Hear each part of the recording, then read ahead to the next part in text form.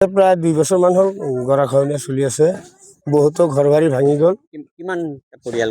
Minimum আপোনাৰ ধৰক 700-800 পৰিয়াল এই বছৰতে ভাঙিছে। যোৱা বছৰ আৰু 1000 মান পৰিয়াল ভাঙি গৈছে। মোটামুটি 20,000 বিঘামান মাটি ভাঙিছে। ইয়াতে ঘৰ বাৰী আছিল চবৰে, চব ভাঙি গ'ল। এতিয়া ধৰক আমাৰ MP আছিল ইমান দিন ৰকিবুল হোসেন, কিন্তু একবাৰ আহিছিল মাত্ৰ, কেৱল আহি কোনো হেৰি চেৰি কৰা নাই, গুচি গৈছে। আৰু বাকী এনে অন্য কোনো অহা নাই। এনে জলসম্পদ বিভাগৰ একো মানে কি সিও অহা নাই, পীযুষ হাজৰিকা অহা নাছিল।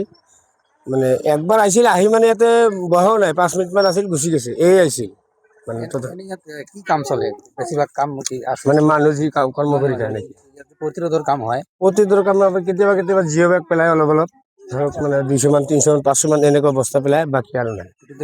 ৰ'দ নহয়, একো নহয়, মানে একো ৰ'দ নহয়, মানে দিয়ে তলত গুচি যায় বস্তাবিলাক, দেখাই নাপাওঁ যে বস্তা ক'ত আছে এনেকুৱা অৱস্থা। মছজিদখন কি ভাঙনীয় কবলত পৰিছে? মছজিদটোতো এতিয়া ভাঙবই, আৰু ধৰক এতিয়া আজি ৰাতিও ভাঙব পাৰে, যি অৱস্থা মানে এতিয়া ধৰক 10 হাত জাগা আছে, ৰাতিৰ ভিতৰতো ভাঙি যাব পাৰে। এক হাতীতে 50-60 হাত ভাঙি যায়। এইটো আমাৰ গাঁৱৰ মছজিদ।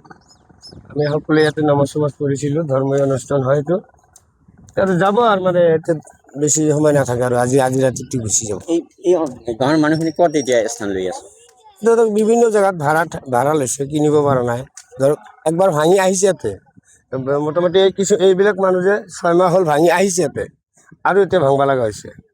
মানে কিনিব পৰা পইচা নাই, ক'ৰবাত ভাড়া লৈছে। এতিয়া আমিও ভাই ককাই 6টা আছোঁ, 6টা ভাই ককাইৰ মাজত মানে চবেই ভাড়া লৈছোঁ, এক মাটি ভাড়া লৈছোঁ। 5,000 টকা 6,000 টকা বিঘা ভাড়া এনেকৈ লৈছোঁ। যিকোনো খবৰৰ বাবে যোগাযোগ কৰক আমাৰ এই নম্বৰত 9181 307 221।